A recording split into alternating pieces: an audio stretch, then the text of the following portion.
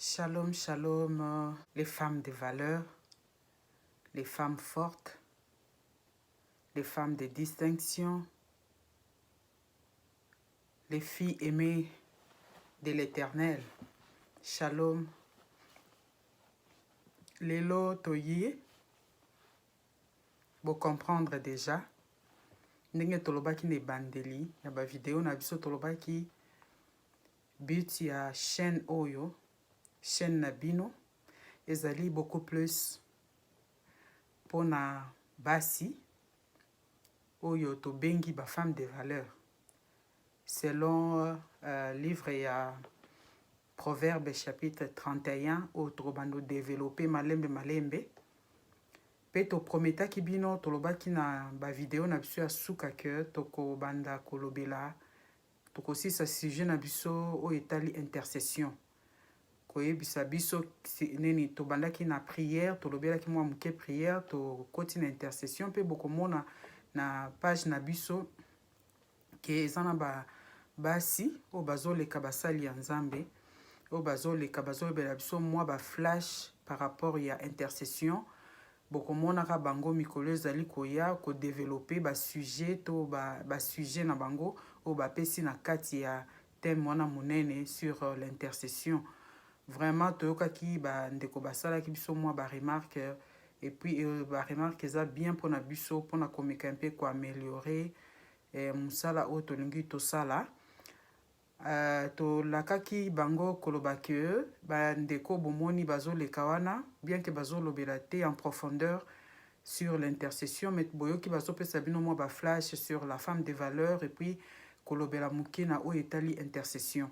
Donc babanda koleka kodevelope yango tolobaki mpe ke but na biso ezali tolingaki vraiment topartage makanisi na biso oyo nzambe atie biso na motema na minoko ebele.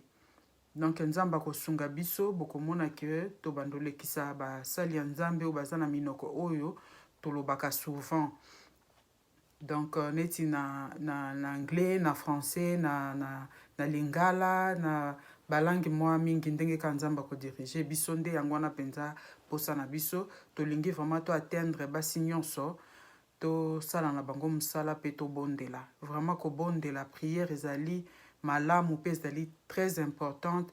Toyebi ndenge tobandai koloba ete tosala déjà expérience par rapport à la prière et puis yango wana nde eza moboko mpenza ya nani na biso ya vie chrétienne parce que un chrétien qui ne prie pas je ne sais pas pourquoi bakobenga ye chrétien donc ou un croyant comment okoki kozala croyant soki ozobondela te po il faut ozala en contact na nzambe na yo et puis osololaka na ye moyen ya kosolola na ye moko ezali kaka na kati na prière.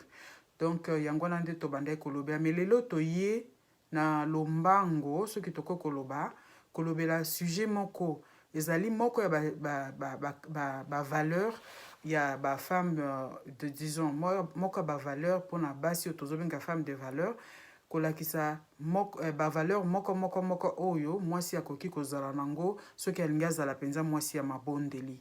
Mais lelo toye un peu rapidement kobeta disons ko partager valeur moko oyo oyo mwasi akoki kozala nango ndenge touti koloba toyebi ke mwasi tout d'abord na définition ya neni na ye azali personne à sexe féminin oyo azali na ndenge ya Bible bazobenga ye aide azali aide wana azali aide mpona mobali po azalaki créé après mobali c'est une aide pour l'homme. Donc tomoni pe ke na définition mosusu balakisi biso ke mwasi azali bomoi donc bomoi c'est-à-dire que mwasi tout d'abord esika nyonso yo azali comme azali bomoi partout où cette femme là passe partout où mwasi wana azali amemaka bomoi.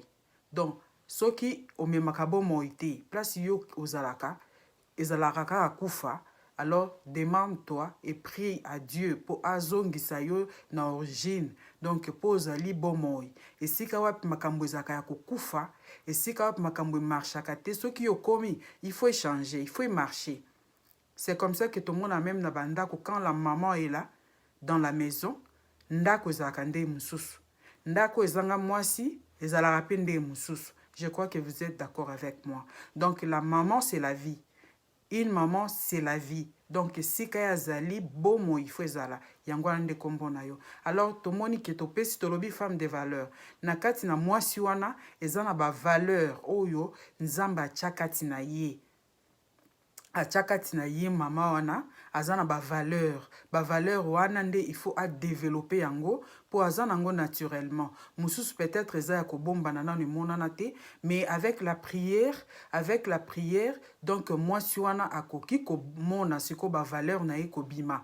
Donc c'est comme ça qu'on la to dénoma qui est to loba ki kaza moi c'est une femme de valeur par rapport ya donc to loba par rapport ya mokanda na biso ya proverbe 31 kuna to moni aza femme de valeur to babenga kaye la femme vertueuse. Donc sotoke na proverbe 31 toko mona yango au fur et à mesure to bandolobela toko mona ba qualité nini oyo femme de valeur to une femme vertueuse il faut azala nango. Lelo tozolobela likambo etali discrétion. Tolinga itolobela likambo etali discrétion par ezwaki nga na motema ya kopartager yango pe na bandeko na biso ba femme de valeur mususu likambo oyo etali discrétion. Na kati nango nalingaki na kolobela mingi oyo etali lipamboli to bénédiction. Na kolobela mingi oyo etali ba épreuve pe na kolobela ya misato oyo etali ba promesse kokangama na ba promesse oyo nzamba sala yo. Na yango na eza na lisolo moko ezali na kati na 2 rois chapitre 4. Na 2 rois chapitre 4 tozomona lisolo eza kuna lisolo ya mwasi moko bazobenga la femme de distinction. La femme de distinction, la Bible n'a pas nommé son nom. Na bazobenga femme de distinction. Toyebi ke na kati na lisolo wana tokomona mutajwaki penza role wana makasi ezaki Eli. Toyebi ke prophète Eli toyebi ebiso nyonso azali moko ya ba grand prophète ya Ancien Testament. Aza moko ya ba grand prophète ya Ancien Testament oyo musala na ye o nzamba tindaki ezali ko s'opposer na ba prophète nyonso ya Baal, ko s'opposer na ba culte ya ba Baal, ko s'opposer na ba culte nyonso o ezalaki vraiment ya nzambe te. Nde ezalaki penza musala na ye. Lelo tozolobela vraiment élite, tozolobela mingi cette femme là. Tozolobela mingi discrétion. On va voir ce que totangi yango boko limbisanga muke parce que je ne peux pas tout lire. Mais nazo recommander bino vraiment ba femme de valeur. Je sais que vous avez vos bibles. Nayebi ke bozana ba iPhone na bino oyo bo télécharger ba bible. Vraiment botanga passage oyo, ça va vraiment vous instruire. Ndekara na lobaka biso to loba muke, mais tant otanga Bible avec l'aide du Saint-Esprit, tu vas comprendre et puis Saint-Esprit akoye bisalu sous beaucoup plus que le cas oyo biso to yebisio, puisque il est là pour nous aider. Mais balobi na biso te mwasi oyo azalaki mwasi moko abande kovanda na ezalaki ezaki na par exemple pardon tomoni ke eza lisolo oyo na esalamaki na Sunem kuna nde esika mwasi wana bandai kofanda. Alors Eli azalaki mosali ya nzambe oyo abandai koleka mingi, abandaki koleka ndenge Bible zebisapso abandai kolekela wana mingi. Mwasi wana bayebaki Eli ki azalaki mosali na nzambe. Mais mwasi wana azalaki femme de distinction. Quand on parle de la femme de distinction, c'est que elingola kisake mwasi wana kuna azalaki mwasi moko azalaki na mbongo, donc elle était bénie. Elle était bénie, elle avait vraiment beaucoup d'argent. Nde azalaki mwasi moko bayebelaki kazaki na misolo puis bande ko respecter ye. Alors cette femme là azalaki na misolo mais azalaki stérile, donc azalaki na mwana te. Pe Bible zebisapso ke mobali na ye asa kolaki. Alors, abandaki kole mosali nzamba le kaka, mkomsusu mwasi na décider alobi non, ayebisi mobali na ye, alobi ke moto yo ale kaka za mosali nzamba ya solo. Tomona ke kaka ale kaka wa me, nga nazo proposer OK, to salela ye chambre. Chambre wana e bando permettre ye ke soki alekeli awa, abando ya kolala pa na biso. Donc abanda tozwa ineti tozoya en charge pendant que abandoya pour mosala na ye mosala ya nzambe.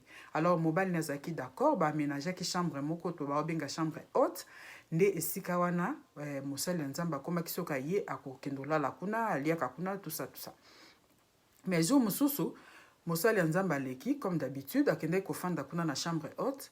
Alors cette femme-là a pris soin de notre monsieur Eli. Azui a lambeli a salé makambo nyonso ndenge biso toyebi ba femme de valeur ndenge kaka toyambaka bato kotoyambaka bapaya. Alors azwaki soin na ye. Mais eloko wana ekendaki directement na motema mosali ya nzambe etushaki ye. Akomona ki mwasi wana azozwa soin na bango et tout. Et esalaki que ami lobelaki kati na ye alobi atuni abengi mwasi wana po atuna ye soki eloko nini mwasi wana akoki kolinga ke ya nzamba salela ye. Mwasi wana ayebisaki ke non, j'habite au milieu de mon peuple, ce qui veut dire que nga nazawa naza na nga na kati ya mboka na nga naza na nga bien tout ça nazo manke na ngelo côté. Mais elle n'avait pas mentionné biso moto ebi toza basi quand une femme est mariée neti surtout biso ba africaine pardon, ce qui au Bali et que zana mwana te ezali moko ya ba souci donc ezape moko ya ba problème o ezali lelo mingi na église o ezoboma église o ebomi musala ya nzambe o monguna pe profiter nango pour na kosala basi mabe. Donc moi si wana a mentionnaki yango te. Mais lokwa mosala nzamba bande komi tongisa koluka ki asalela to ebi biso nyonso tango yambi mopaya otie à l'aise, tu as semé quelque chose dans son cœur. Même attendez to pesa rapé basali ya nzambe, les vrais serviteurs, je souligne bien, les vrais serviteurs de Dieu, les vrais serviteurs de Dieu. Tango to pambola kabango et pesa kabango ezakane sengo na motema tant que ba humain, pe pesa kabango makasi ya robondela. Tu peux voir quelqu'un qui prie pour toi avec tout son cœur parce que au salaire quelque chose, mais sans profit. Là, je souligne bien parce que ça na basali nzambe wana ezali moi parenthèse na ofungola basali nzambe mingi ba abuser. Alors ba abuser na bolamu oyo mingi basi basali la kabango. Puis quand on voit souvent ceux qui donnent aux serviteurs de Dieu, ils ont mingi. Celles qui donnent beaucoup plus, ce sont des femmes, bangonde ba pesaka mingi, bangonde ba kanisaka mingi musala nzambe pe basali nzambe. Alors ba oyo ba bengami pa nzambe te ba escroc to lo ba ke ba escroc ba mercenaire ba kota na kati ya église ba profita nango pona ko bebisa ko ba abuser na confiance wana oyo basi basali la kabango.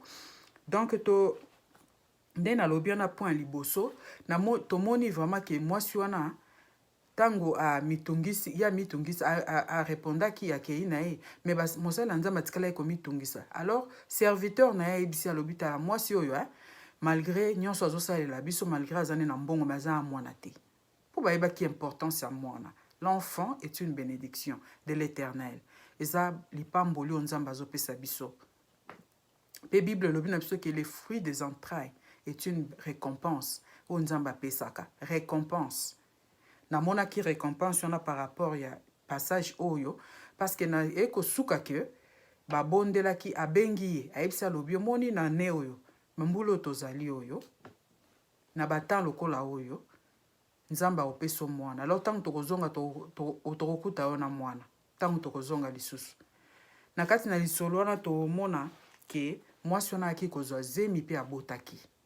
Alors abotaki selon la parole de l'Éternel parce qu'il y a lobaki ke ezalaki selon la parole de l'Éternel. Alors moi si on abotaki tanga abotaki mais salamaki ke mko mususu mwana na ayaki kokufa. Mwana na zalaki na papa na ye na kati na champ tout ça et belaki. Alors papa ebisaki basali ba mima ye pa ya mama na ye ba biki afandaki ti mwana na ayaki kokufa. Mais ce qui nous intéresse, c'est cette partie-là. Yango ndo biso to lobela lelo. Balobi na biso nini? Tango mwasi wana remarqué que mwana na ya kufi. Abande ko lela te. Balobi te ka panika ki parce que wana eza nature na biso. A panika ki te cette femme de valeur avait la maîtrise de soi. Et cette maîtrise-là nde oyo tolobelaka mingi ezali beaucoup plus, hein, c'est la foi. Kondima o mutu azalaka nango ekomisaka ye ferme. Quand tu as la foi, quand tu crois en Dieu, ekopesa yo fermeté. Ekopesa yo assurance. Tu sais que, quoique, eloko boye, mais j'ai l'assurance. Alors cette femme-là, akendaki, azwi nzela akei koluka mosali ya nzambe abili kambo ekosukela nga wa te parce que nga nafandaki na nga, ça c'est moi qui le dis, nga nafandaki na ngai baye kopropose nga mwana alors que nga nazalaki na nga na bambongo na nga nazalaki na nga bien. Cette femme là est allée na nzela balobi ayebisi moto atindi base bamemele mpunda bamemi ayebisi moto abandaki koconduire mpunda wana alobi na ye kotelema na nzela te soki nga nayebisi yo te. Donc, tokende tout droit, ti place tozo kende. Alors, tant akei akomi, na nzela wana, tomoni que, batu, nyoso babande kotuna ye, abande ko yebisa bango kake, aza bien. Batu nyoza malamu, ewe, naza malamu. Naza malamu. Voire même son mari. Ayebisa ki même pas mobali na ye. Problème. Tant mobali na ye tuna ki alobi ki naza malamu. Balobi na biso ete tina ndenga kende kokoma epai ya mosali ya nzambe. Na kati wana na banzela wana, je vais pas parler de ça parce que ozwa biso mulai. Mais eloko nini nga nazolobela, tomoni mapamboli. Il y a beaucoup de femmes qui sont bénies. Cette femme-là aussi était bénie. Mais bénédiction na ye akabola kiango na basali ya nzambe. Bon, basali ya nzambe, moi ici, je ne parle pas vraiment des serviteurs. Alors, la bénédiction, tozolo belawa, c'est une bénédiction spirituelle, c'est-à-dire que nzambe apesi yo ba capacité nyonso, apesi yo makasi ya kobondela, apesi yo nyonso, tu ne manques de rien. Tu ne manques de rien, tu as la voix pour parler, oyebi kokanisa malamu, pe ozali na temps ya kobondela. Pendant tote koloba wana mutu moko koloba te ke nazanga na tante tant vraiment ezali mutu nyonso aza na temps ya kobondela quel que soit ba occupation na biso mais toza na temps ya kobondela ata biso ba toza na étranger awa bien que tolobaka tozaka busy ezaka nzembo mais on a toujours le temps de prier parce que nzambe apesi biso makoki wana donc on est béni vraiment, on est béni. Bénédiction na biso wana nde toyebi ko il faut to partager ngo na baninga. Donc encourager les autres ko pesa baninga makasi ko sunga musala ya nzambe, c'est-à-dire tu donnes de ta force. Quand tu évangélises, quand tu partages la parole de Dieu avec les autres, ezali bomengo o nzamba pesi yo o yoko ko garder pona yo moko te nde ozolinga o partager bomengo wana na batu mususu. C'est ce que nous aussi nous sommes en train de faire. Oyo biso to yebi, oyo biso to experimenta, nde yango tozoluka to partager bomengo wana. Bomengo wana nzamba pesi biso, tozolinga to partager yango na batu mususu. Alors, toki tobande kolobela mingi tolobeli mingi discrétion, tobandi na point ya liboso, tolobeli mingi bénédiction. Point ya mibale ezali que toyeba que nzambe tango biso tozali discrète, discrétion wana ekendaka mingi ko passer na ba épreuve. So tozolobela mingi discrétion, toyebi que discrétion ezali eloko moko oyo situation moko boza nango bien ozana to nayebi te so tokobenga ngo penza secret oyo moko okoki kozala nango parce que kozala discrète ezali tomona bato mingi aza na mbongo aza na mbongo ebele mais po oyeba ki aza nango ezali un peu difficile. Peut-être na kati ya discrétion ezo impliquer simplicité, ezo impliquer na simplicité. Donc muto azali simple. Na kozwa exemple moko na kati na Bible tomoni lisolo ya Marie. Marie azaki la mère de Jésus. Tomoni ke tango nzamba a visité ye par l'ange, a visité ye po abota Yesu. Tomona totanga na so totangi kuna tokomona Marie azaki tellement discrète. Voire même abandaki nani discrétion na ye discrétion na ye ndenge azalaki ekokaki même kokute ye vie na ye. Donc la discrétion elekaka na ba épreuve. La discrétion elekaka ezwaka ba risque. Quand Dieu ne te demande pas de dire quelque chose, okoki kolobangote. Parce que Dieu n'avait pas permis à Marie, ya koyebisa même mobali na ye ke zemi wa azwaki wana ezaki zemi o espesami na nzela molimo mosanto. Ce qui était vraiment o bato bakolobaki ezaki aberrant. Ndenge bato bakoloba na anglais ke ezali crazy. Que Maria kende yebisa bango ke zemi wana ezali euti na molimo mosanto. Na ndenge ya bato ezali boma. Mais elle a accepté de prendre ces risques-là à Bombi. Même temps qu'elle a rendre visite à Elisabeth. Il y a même temps que Elisabeth était. Elisabeth était à Santaki. Elisabeth était à Santaki que tant Marie a yambié à sentir que moi na ningani na katina bomunaï. Cette femme ici, la femme de distinction, azalaki na, disons, azalaki na but oya bandet ko abimelaki. Elle avait laissé son enfant mort à la maison, mais accueilli. Aibisi même mobile na été. Pour ce que sera mobile na ye, ou soit aibisi sera bato pembeni, balinga ba banda déjà kolela, balinga ba banda matanga. Na moment na balinga ki kokanga ye kozangisa ye moya okendo kokuta na même na musali nzambe. Mais elle n'a rien dit.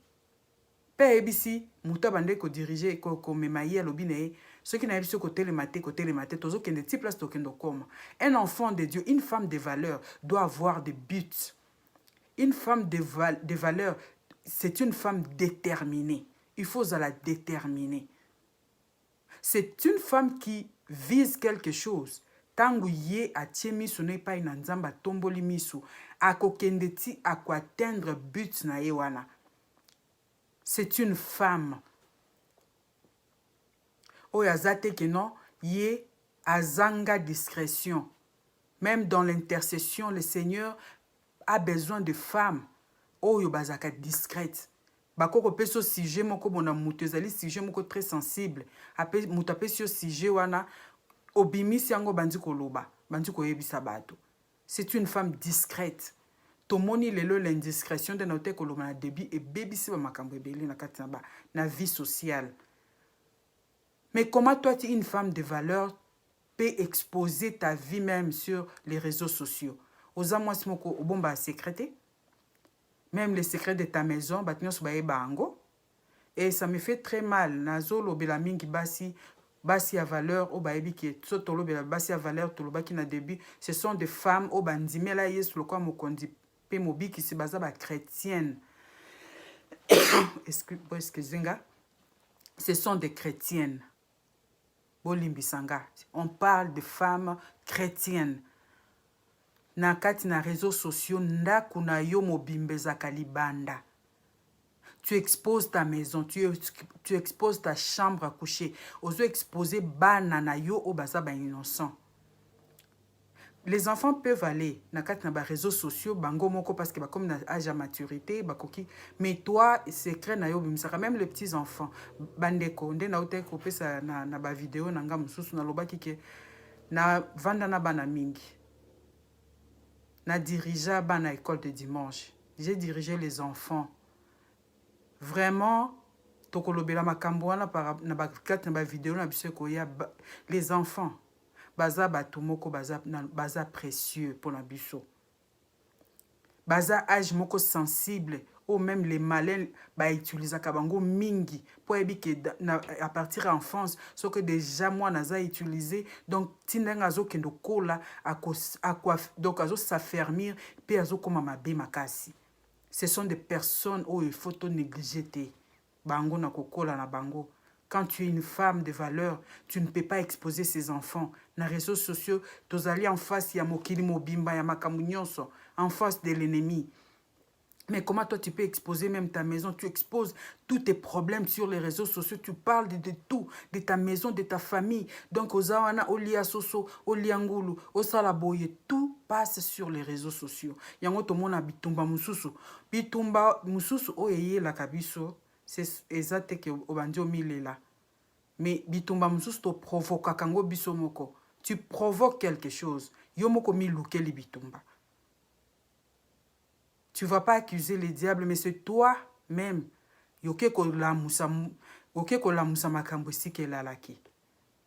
Donc tu provoques toi-même.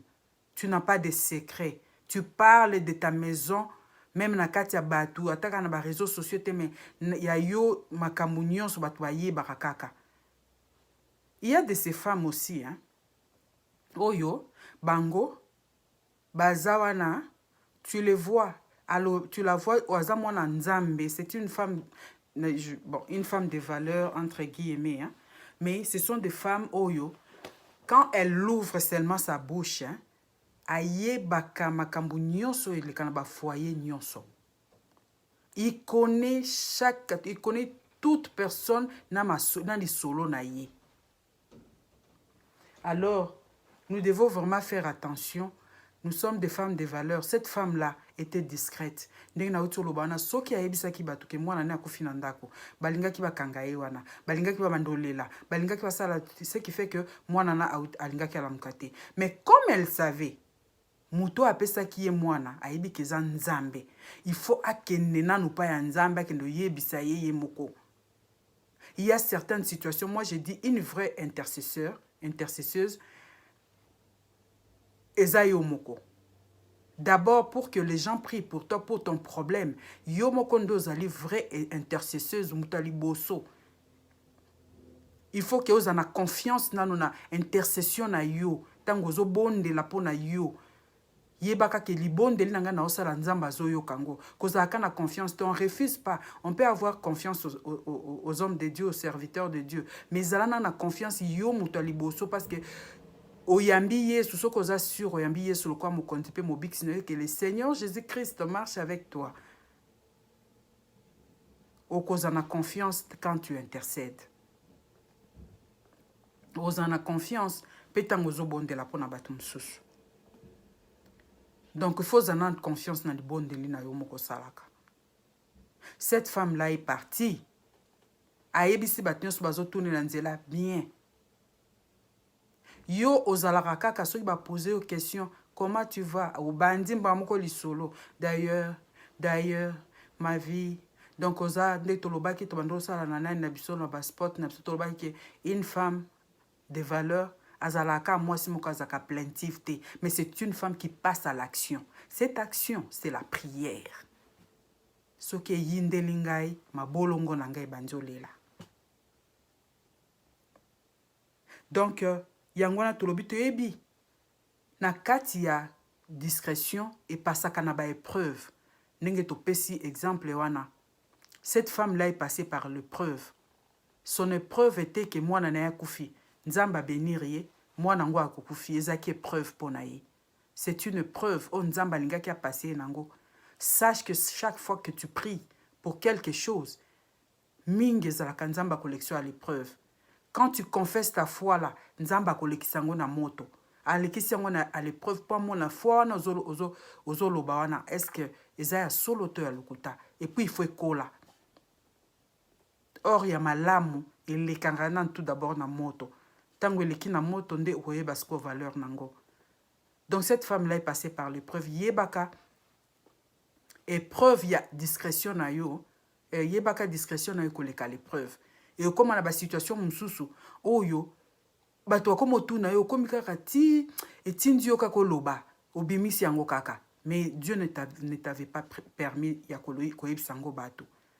Même dans l'église le Seigneur te montre une vision nzamba la kisi yo loko moko par rapport à venir na yo tu partages ça avec tout le monde yebaka et kendoko kokisama mais okolukelango bitumba tie kendo kokisama ta monsieur zalaki pour un jour mais comme 10 jours. Pourquoi? Parce que tu n'as pas été discrète. Femme de valeur.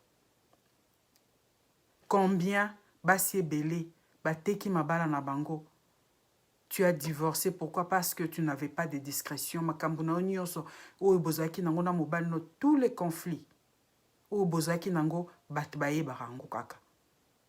Peut-être yo bandai ko sala ngo ezaki nango muke, mais ça vous a amené très loin. Pourquoi? Parce que bato ba se mixer na kati. Manque à discrétion. Mais cette femme-là avait gardé l'allure. Elle est allée jusqu'à comment qui pas mosali nzambe. Ayebisa le bingala ayebisa ki yo ki opesa nga mwana. Nga na senga ki bino mwana.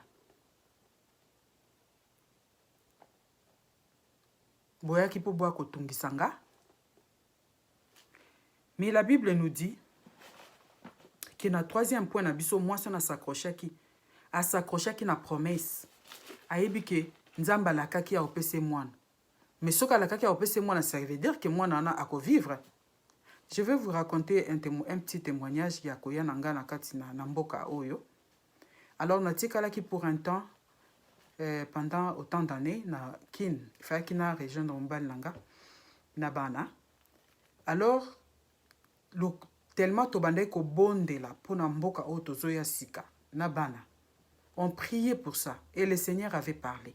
Nzamba loba qui pour nous confirmer que vous irez boko kende nga nzambe na lingi bokende. Pourquoi? Parce que mboka ona komi, ça fait des années quand je suis venu au Seigneur nzamba lobela kinga. Mais lobela kinga yi pour bon on eza secret nanga nga pe naza discrète. Alors tobonde laki et Dieu a parlé. Dieu a confirmé par la bouche de plusieurs personnes que toko kende toko koma. Alors j'avais gardé la foi par rapport à ce que le Seigneur avait dit. Tant que tu as un avion na biso ya suka ya kokoma awa, et ça là que ezwa ki problème na likolo. Balobi na biso ke bon to remarka ki avion ezo baluka. En ce moment là to bandoko ba pensana no langue te, et puis avion mema ki biso za ki mingi ya Turquie. Bon to bandai ko yoka penza air moko mona ni munoko wana te, puis l'anglais c'était vraiment bon ezaki moi muke hein kako to ekola kana classe. Alors quand l'avion commençait à tournoyer l'écolo, dès que comprendre qu'il y a un problème, si bananga si bo banda ko intercéder parce que bananga ba singa maman on avait déjà compris. Bango moko basi ba comprenaki. Alors to banda au bon de là, qu'est-ce que j'ai dit au Seigneur? Panique et kota ki na kati avion. J'ai vu bato ndenge bazo sambela muto na mutakoma ki azo sambela nzambe na panique andengwana. Alors moi, j'étais là calme, ferme. J'ai dit au Seigneur, Seigneur, tu ne nous avais pas dit que Tokoku fananzela avant Tokoma. Tu nous avais promis, tu nous avais dit que Tokokoma. Alors moi et mes enfants, mon côté à Kotikala Awa, mon côté à Kokufa, alors Tokokoma parce que toi, tu nous avais dit que Tokokoma. Et on était ferme. Quelques minutes après, en tout cas, situation qui causala. Et situation et qui kobonga tina ndenge to atterrissaki. Alors vraiment na mona ki wana ndenge batu ndenge to banga kaliwa hein. Tout le monde sortait vraiment avec précipitation na avion tango telemi na nazo e bakuto kezaki na batu msu batika kitika ba biloko na kati, donc batu zaki tellement paniqué ya ko banga liwa. Donc c'est un peu ça, nous devons être fermes bande konanga. Vraiment, j'ai fait cette vidéo dans mon conabiso vraiment pour nous. Ça fait très mal, hein. Ça fait très mal comme on a même nakati ceux qui se disent enfants de Dieu, kozanga discrétion. Kozanga discrétion et baby si même musala nzambe. Et yande konabiso moka yembi loyembo moka lobi bombana. Tu n'as pas de discrétion, pardon. Nzamba lobi na yo. Lobi okozala boya la question moi extrait il y a lobi na yo na musala bengi yo, tu publies ça mais okoma nokite tu vas bouleverser parcours wana yo moko parce que oyebi ko bomba na te. Tu as les dons de Dieu. L'ingika batunion va comprendre que tu as ces dons. Si Dieu ne t'a pas encore permis, yako bimanami sobatu. Nakata loyembo wana bandeko. Nazwaki nini moko nzamba bongi sakabatu o ya lingi ko exposer na mokili. O yoto sala ka o ezali ko mi exposer na mokili. Tu t'exposes devant les combats. Tu t'exposes devant les serviteurs du malin. Alors pour obima zela tant nzambe abongisa yo, zela nzambe abongisa yo pour que apesa yo na mokili. Même Jésus-Christ, avant de venir, Dieu l'avait équipé, préparé pour que aya komi pesa mbeka. Yangwana koka ki alobi ke ske eza la volonté na ngate. Mais eza la volonté na yo nzambe. Pour ayeba ki déjà à quoi il devait faire face. Yo bimaka ngulu ngulu. Parce que le Seigneur t'a parlé, parce que tu connais quelque chose. Tu t'exposes directement. Au mi exposé sans que Nzambe a exposé. Parce que quand Dieu t'expose, namokili, il va prendre soin de toi. Ako bunde la kayo yomoko, yemoko, ako lande la kayo. Na yoka ki témoignage de konabso te kokufa. Ça m'a fait du bien. C'est un homme de Dieu qui m'a toujours donc par lui, ils ont une prédication, même sa vie, oyo epe sanga makasi. Ils allaient Renard Banque, il n'y a pas longtemps. Ces messieurs-là, tellement que Nzamba pesa qui est comme un don, pour nous musale en Nzambe, tout le monde jusqu'à la fin, comment Dieu l'a conduit. Quand le Seigneur alinga exposé, il va t'équiper, il va te préparer. À couper soma koki à faire face na mokili, ko faire face devant épreuve, devant ma mbonge oekoye la yo. Alors c'est les femmes de valeur, yangonde nanga kito partager les lots. Vraiment nous devons être des femmes discrètes. Eza moko ya ba valeur. Sois discret dans ton mariage, sois discrète dans ma vie. Et j'insiste beaucoup sur les enfants bien-aimés, ceux qui osent aller chrétiennes. Si tu es une femme de valeur qui connaît le Seigneur, arrête d'exposer tes enfants. Arrête, baingo ba éviter. Oh, il comme lobby ezali bango ne bako subir, c'est pas toi. Peut-être toi, tu fais ça pour ton bien, tu fais ça pour n'avoir profit na omoko boye. Mais ce sont des personnes innocentes, baïbi le côté. Et ce sont des personnes sensibles. Oh, yo monguna linga ko utiliser. Alors arrête de yako exposer kabango. Garde secret. Bomba ndaku na yo. Bomba chambre na yo. Tu sais, même dans des réseaux sociaux, quand tu montres oh chambre nangai, moi, j'ai toujours dit, la chambre à coucher est un sanctuaire. Tango yo ozo exposé ango sur les réseaux sociaux, par exemple, yebaka, ozo faire visiter batinyoso, tu fais entrer, ozo kotisa, oyo kokako kotsate, dans ta chambre à coucher, qui est ton sanctuaire. Que le Seigneur vous bénisse. Soyons comme cette femme. Oyazaki na but na ezai kokoma pa mosali nzambe tomoni résultat so botangi yango tomoni résultat que moi na yaki ko c'est quoi. Et puis il y a un point que j'ai oublié de souligner, ezali que tango eli akendaki azwaki mwana na lalela ki bouche misu ezali eloko moko basakani nango na basi ces derniers temps dans na ba auto bengi ba prophète. Combien à Bassi, nous les femmes de valeur, combien à Bassi, Bakeko Nyoko la bango, on t'a lavé. Okoma kinati, po Bassi onyoso ba lava bango, hein, c'était à cause de cette histoire. Son abi cette histoire, c'est par rapport à la stérilité. Combien Bassi ming basokola bango, poizo tate. Les faux prophètes, les soi-disant prophètes, aébi ceux qui font sokola yo. Tu as exposé même ta nudité. Pourquoi? Parce que et pourtant, cette femme de valeur savait. Pena souka, conclusion. Il y a chapitre où balobi na biso moi suana ayaki kondima alobi na kumi na yebi na ndimi sikoyo que ozali penza mosali ya nzambe pe makambu ya nzambe la parole de Dieu est vraie. Donc ba miracle, on zambasa et la kabiso but principal nango ezalaka pour que la personne accepte, pour que la personne reconnaisse, pour que la personne glorifie le nom du Seigneur. Est-ce que yotan ba sokola kiyo suite nango oglorifia nzambe ou bien memela makambo mosusu. Donc, nous devons être sages. Et surtout, c'est nous les femmes qui subissons ces choses. Biso nde tozo subir les conséquences wana. Pourquoi? Parce que tu n'as pas été sage. Parce que tu n'as pas tu as négligé les valeurs que Dieu avait mises en toi. Okeba ke no sokola yo. Okeba ke no mona nzoto na yo. Ton corps là que même seulement ton mari peut voir. Pourquoi? Parce que okende koluka mwana. Yo tanga Bible te. Regarde dans la Bible, médite la parole de Dieu pour garder ma valeur na yo, pour qui tu es. Il ne te suffit pas seulement d'avoir l'enfant pour vivre. Cette femme-là était heureuse malgré qu'elle n'avait pas d'enfant, mais elle était heureuse puisqu'elle a une bénédiction.